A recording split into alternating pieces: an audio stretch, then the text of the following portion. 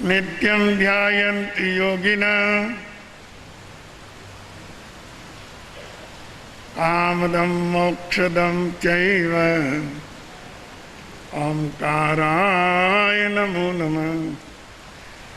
अज्ञानतिमिरान्धानां ज्ञानाञ्जनशलाकया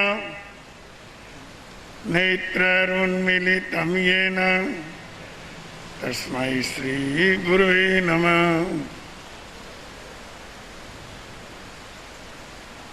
नमो दुर्वाररागादि वैरिवारनिवारणे अरहते योगिनाथाय महावीराय तायिने।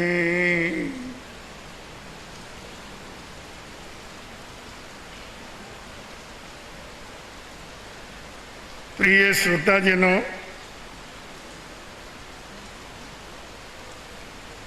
एक ऐसा विषय है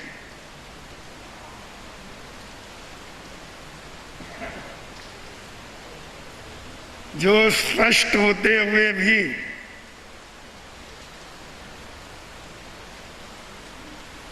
हम उस पर विश्वास नहीं कर पाते।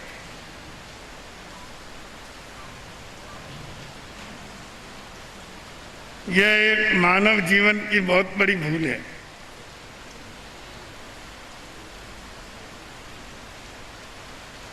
परमात्मा भगवान महावीर प्रभु ने एक सूत्र दिया,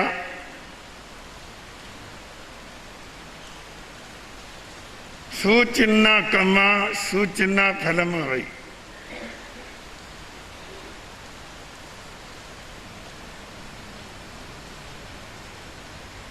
इसका अर्थ है अच्छे का नतीजा अच्छा।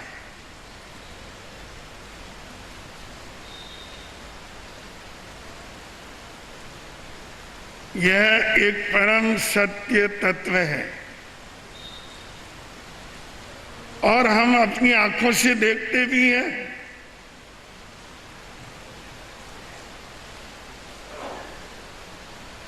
कई बार कुछ भ्रांतियां भी हो जाती हैं, किंतु ज्यादातर तो यही बात स्पष्ट होती है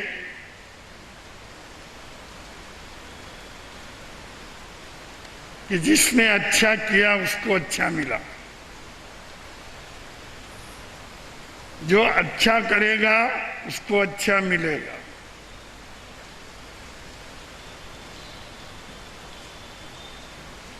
ऐसा चिर सिद्धांत है। फिर भी न मालूम क्यों अपने मन में विश्वास नहीं होता और अच्छाई के स्थान पर बुराई को महत्व देते हैं।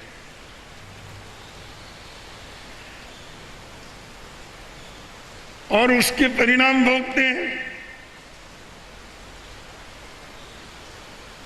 जब परिणाम सामने आता है तब रोते हैं, हाँ ये हो गया, ये हो गया, ये हो गया।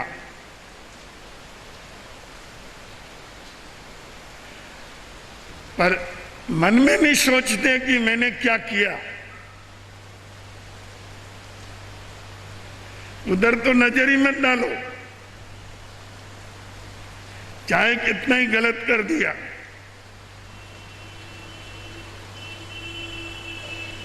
केवल अच्छा होना चाहिए। ये मिथ्या आग्रह है। ऐसे आग्रह से जीवन को कभी सुख शांति नहीं मिल सकती।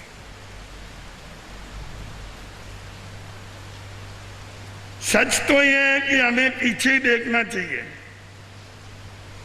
कि हमने क्या किया।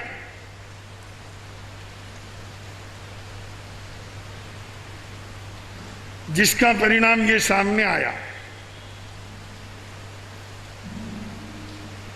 जब हम पीछे देखते हैं तो अपनी अच्छी और बुरी करनी का परिचय स्वयं को मिल जाता है।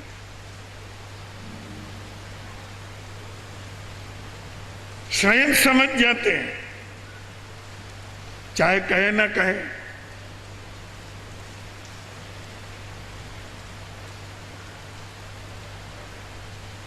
किंतु ये ज्ञान तो हो ही जाता है कि मैंने ये गलत किया। प्रतिक्रमण पिछली याद दिलाता है। हम लोग प्रतिक्रमण की तरफ ज्यादा महत्व देते हैं। इसका कारण ही यही है। प्रतिक्रमण आपको पीछे ले जाता है, पिछली जिंदगी की तरफ आपका ध्यान ले जाता है कि पीछे आपने क्या किया।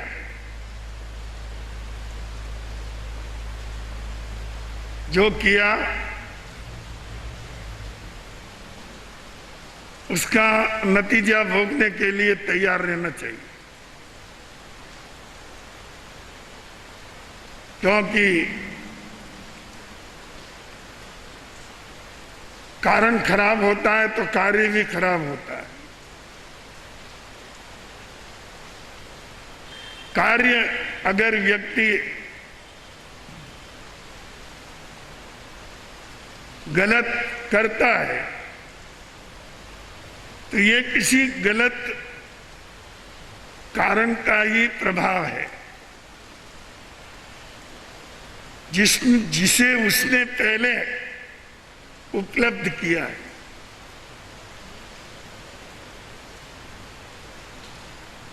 अपने सुख और दुख की समीक्षा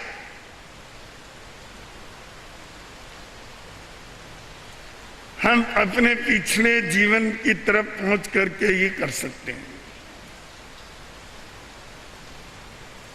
वहां जाएंगे तो हमें अपनी करतूतें सामने नजर आएगी।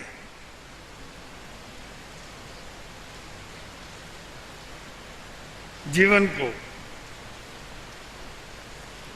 ज्ञानपूर्वक जीने के लिए यह समझना बहुत जरूरी है। जो पशुओं की तरफ जीने वाले हैं उन्हें क्या कहना, वो तो अज्ञानी है।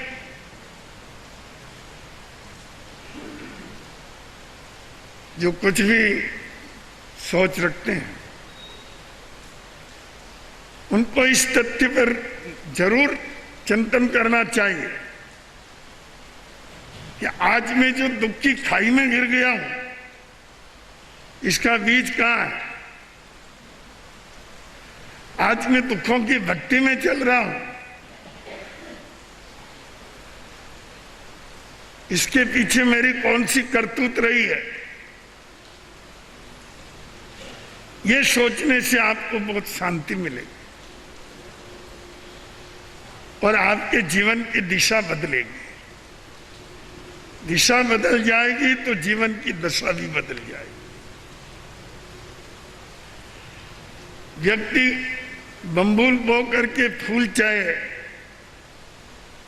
कांटे बो करके फूल चाहे नहीं मिल सकते।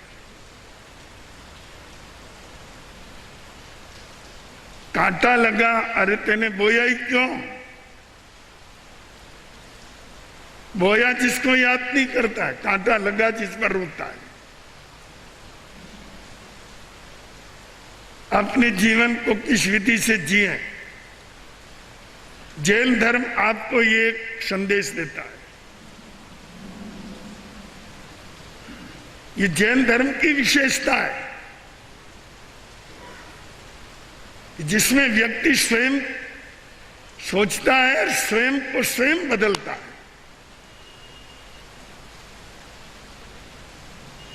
जिसमें कहीं पर भी परमात्मा, ईश्वर, भूत प्रेत कोई बीच में नहीं आते। हाँ, ये बात है। आप विश्वास करिए कि अच्छे का नतीजा भी अच्छा होगा और होता ही है। जब बुरे का नतीजा बुरा होता है तो अच्छे का नतीजा अच्छा क्यों नहीं होगा?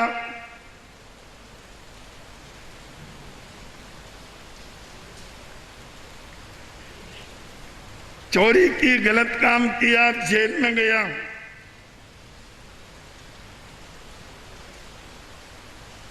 और अगर आपने किसी की सेवा की और समय आने पर उस व्यक्ति ने तुम्हारी मदद की, तो ये तो प्रकृति का सिद्धांत है। एक तरफ माने और दूसरी तरफ न माने, ये गलत है। बुरे का नतीजा बुरा माने, अच्छे का नतीजा अच्छा न माने तो गलत है। दोनों को बराबर मानना चाहिए। बुराई का नतीजा बुरा, अच्छाई का नतीजा अच्छा। निष्ठा की बात है। जब व्यक्ति के अंदर ये निष्ठा पैदा हो जाती है तो वह एक सत्य के स्थान पर पहुंच जाता है। सुख और दुख उसे ज्यादा विचलित नहीं करते,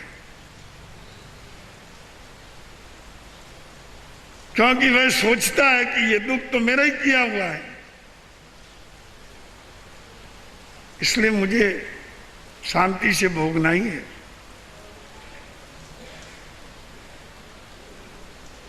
स्वयं कर्मम करोति आत्मा स्वयं तत्फलम अश्नुते। आत्मा स्वयं अपना काम करता है और स्वयं उसका फल भोगता है।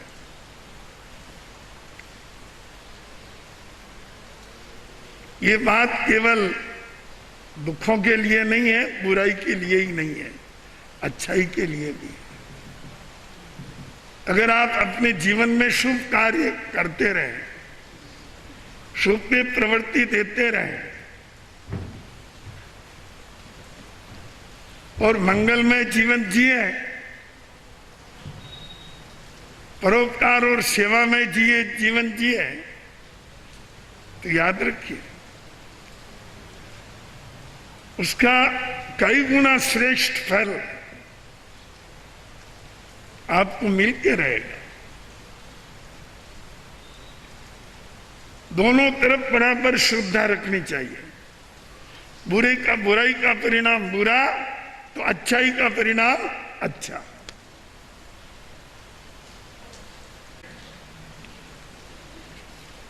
ये निर्णय स्वतः हो जाएगा। आपके मन में एक गलत धारणा बैठी हुई है, बताऊं?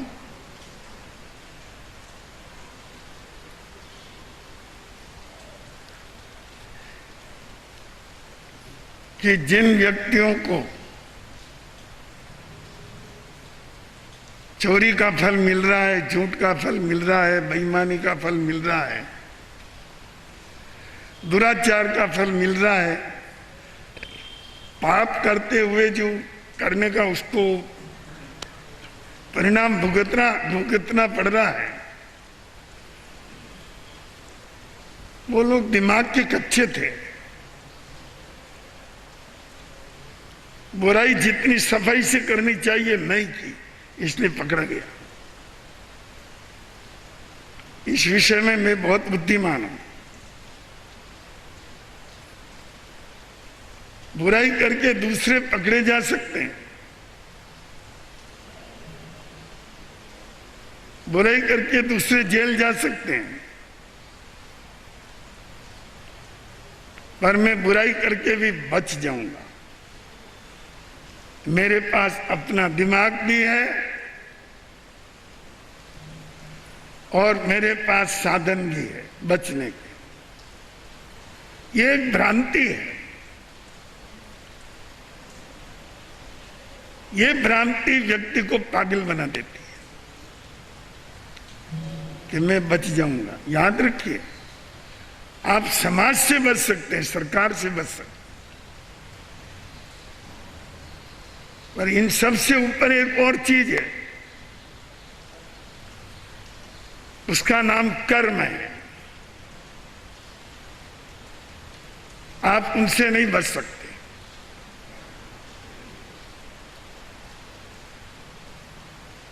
वो तो आपको सजा देंगे ही देंगे, चाहे तुम कितनी ताकतवर हो। आज नहीं तो कल, कोई ज्यादा देरी नहीं है। तो ये एक निष्ठा, ये एक श्रद्धा, ये एक विश्वास कि बुरे का नतीजा बुरा होता ही है और अच्छे का नतीजा अच्छा होता ही है। सुचिन्ना कम्मा सुचिन्ना फलम खवाई। अच्छे कर्मों का अच्छा नतीजा मिलता है।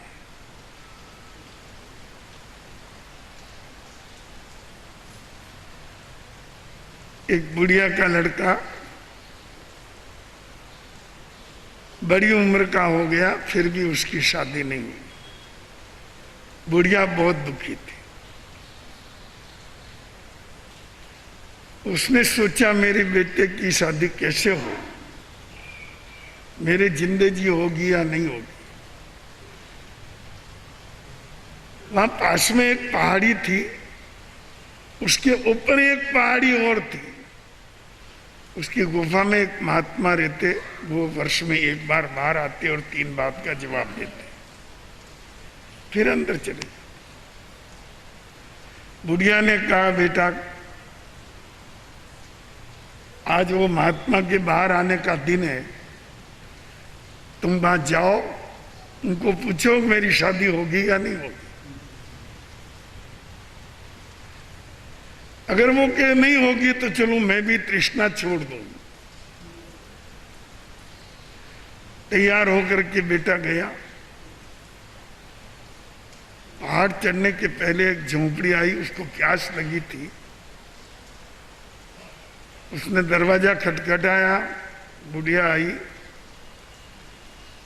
पानी पिलाया। उसने कहा बेटा कहां जा रहा है? पहाड़ी पर जा रहा हूं। आज महात्मा जी के बाहर आने का दिन है, 3 बात में से 3 बात का जवाब देंगे, मेरी एक बात पूछनी है। बुढ़िया ने कहा 3 देंगे ना, तेरी तो एक बात ही है, एक बात मेरी भी पूछना। कि क्या पूछना? कि मेरी बेटी युवा हो गई है पर बोलती नहीं है। क्या ये बोलने लगेगी? अगर महात्मा जी कहते कभी नहीं बोलेगी तो ठीक है, मैं आशा ही छोड़ू। और वो कहते बोलेगी तो ठीक है, खुशी होगी। मैं तो बूढ़ी हूं पर नहीं जा सकती, तुम ये काम करना, अच्छी बात है। उस लड़के को दया आ गई। बाहर से आई हुई बहनें अनुशासन को समझो। बात करने की जगह नहीं है, न इधर उधर देखने की जगह है।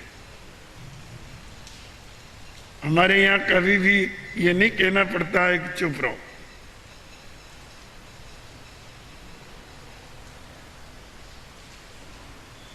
तो बंदो,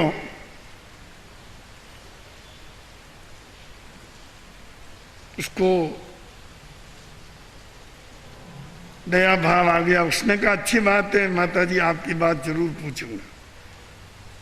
और ऊपर गया तो उसको एक और संत मिल गया, वो भी सन्यासी था। कहाँ जा रहे हो? ऊपर जा रहा हूं।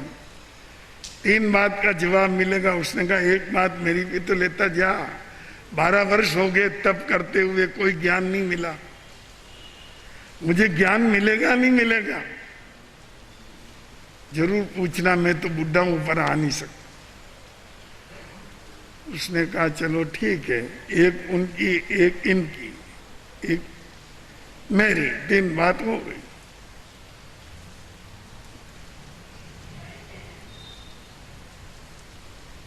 और आगे गया, एक छोटा सा बाग, एक माली बैठा था। कहाँ जा रहे हो? ऊपर की पहाड़ी पर जा रहा हूँ, बाबा जी बाहर आएंगे, 3 बात का जवाब देंगे। उन्होंने कहा एक मेरी बात पूछ लेना, 12 वर्ष हो गए इस जमीन की सेवा करते हुए, एक पौधा नहीं उगता है, उगता है थोड़े दिन में खत्म हो जाता है। हैरान हो गया मैं तो इसकी सेवा कर करके, बहुत दुखी हूं, बहुत दुखी हूं, मेरी बात जरूर पूछना।